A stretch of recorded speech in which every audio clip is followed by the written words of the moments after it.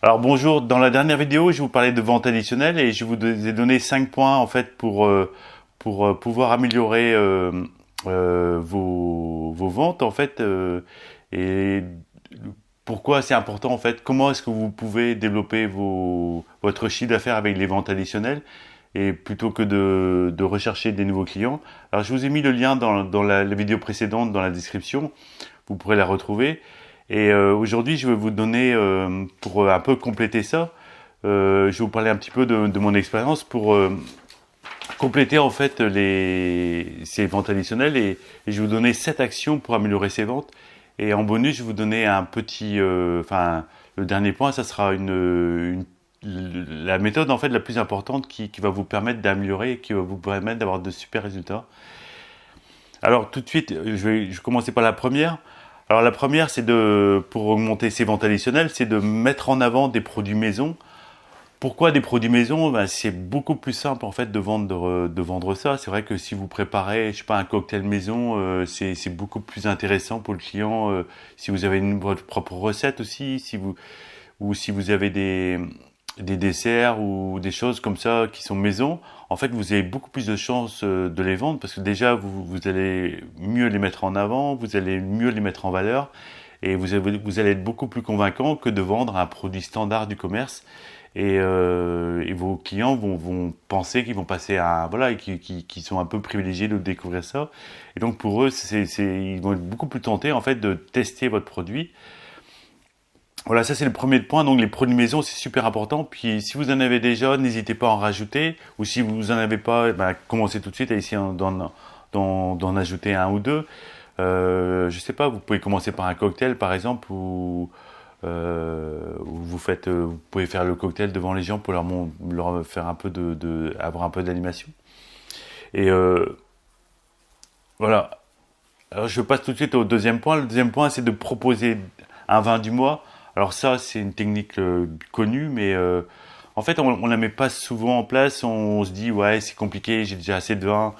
Mais en fait, c'est important parce que ça permet d'animer un petit peu le restaurant et de pouvoir proposer des nouveautés assez simplement et de vous forcer aussi à proposer des produits de saison comme des rosés en été ou des vins nouveaux, des choses comme ça. Et ça met un peu d'animation dans le restaurant et peut-être aussi que ça va vous permettre de faire de meilleures marges sur ces produits-là.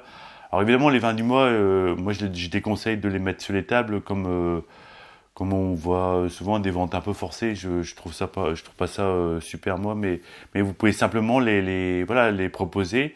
Et même si vous avez certains mois où il reste 2 mois, c'est pas très grave en fait, mais au moins essayez de changer régulièrement vos vins du mois pour pouvoir créer une dynamique en fait et créer un peu une dynamique dans vos ventes.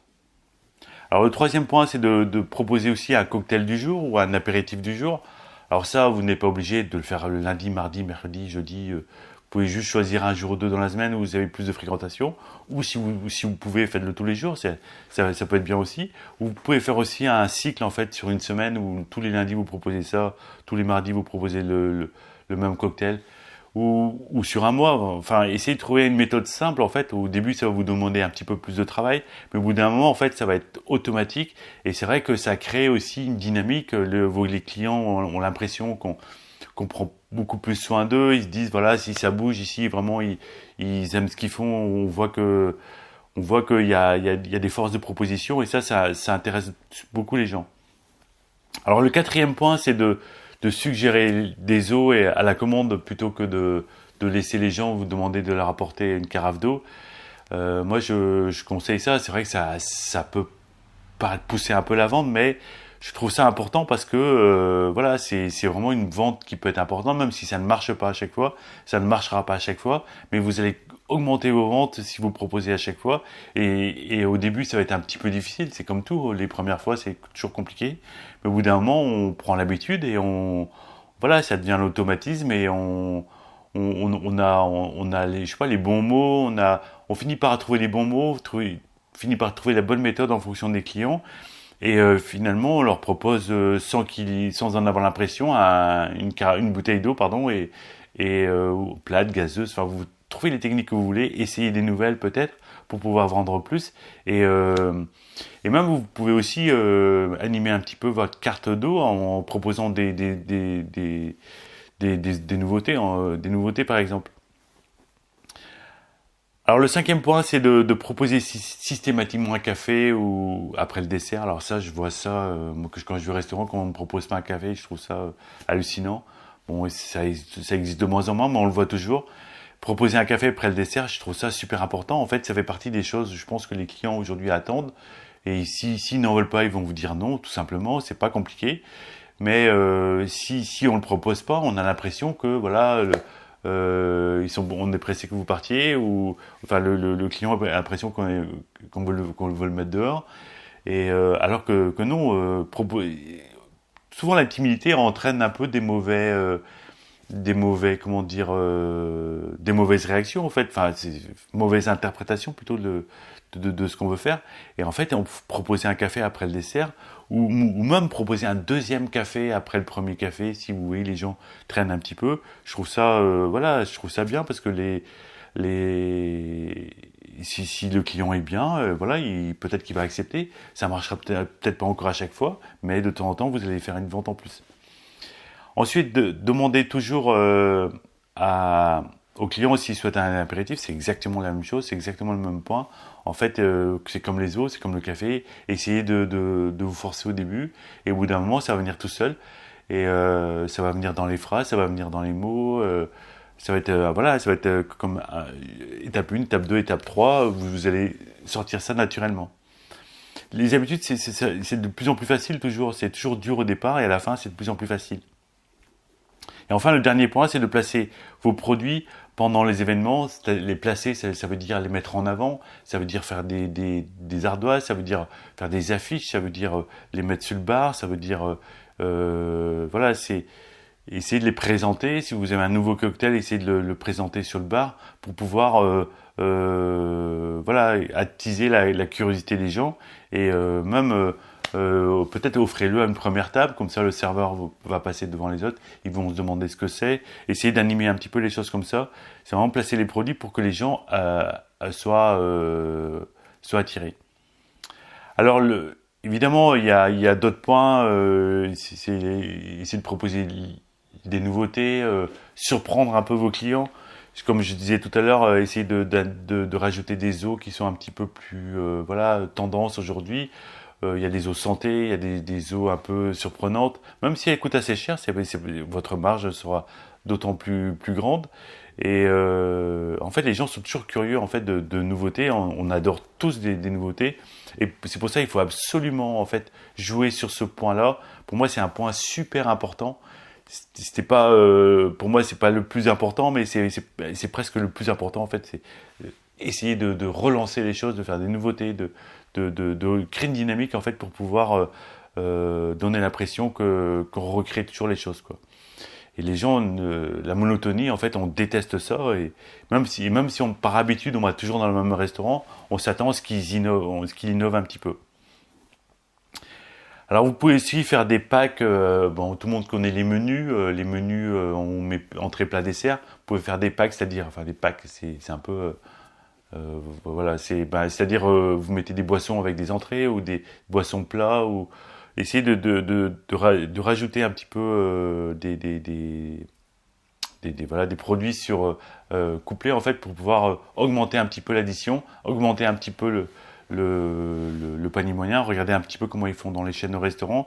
Ils rajoutent souvent pour 1 euro de plus, ils vont rajouter un produit, et ça permet d'augmenter le panier moyen.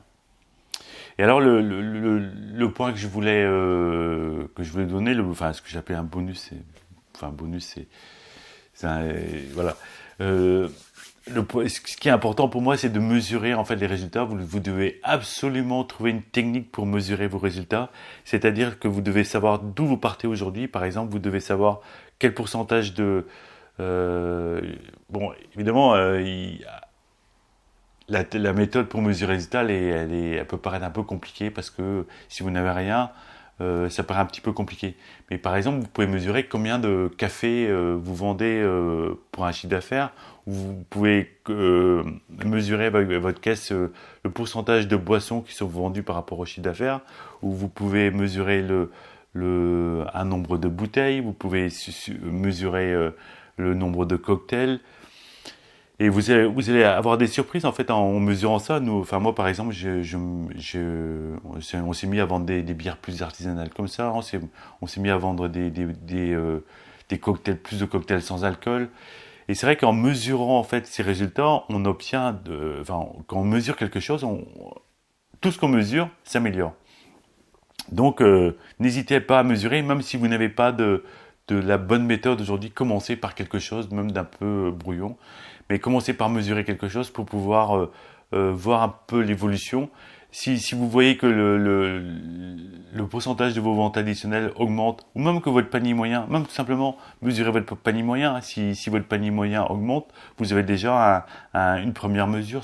Voilà, j'y ai pas pensé, mais le règle de panier moyen, ça peut être une bonne mesure d'amélioration et pour pouvoir être motivé sur la durée, pour pouvoir, parce que comme je vous disais, une habitude ça se met pas en place du jour au lendemain, pour pouvoir continuer à motiver vos équipes, pour voir s'il n'y a pas un petit peu de relâchement, parce qu'il va y avoir peut-être un peu d'euphorie au départ et au bout d'un mois il y a un peu de relâchement, pour pouvoir relancer ces ventes additionnelles. N'hésitez pas à mesurer.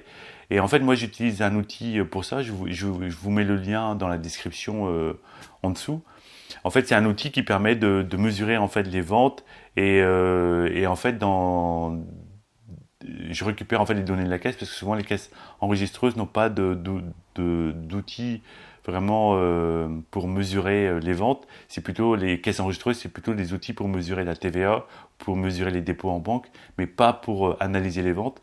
Et en fait, cet outil qui s'appelle Koust en fait va vous permettre Koust avec un K, K-O-U-S-T, va vous permettre d'analyser ses ventes et pour voir un peu, suivre ses évolutions dans le temps, suivre l'évolution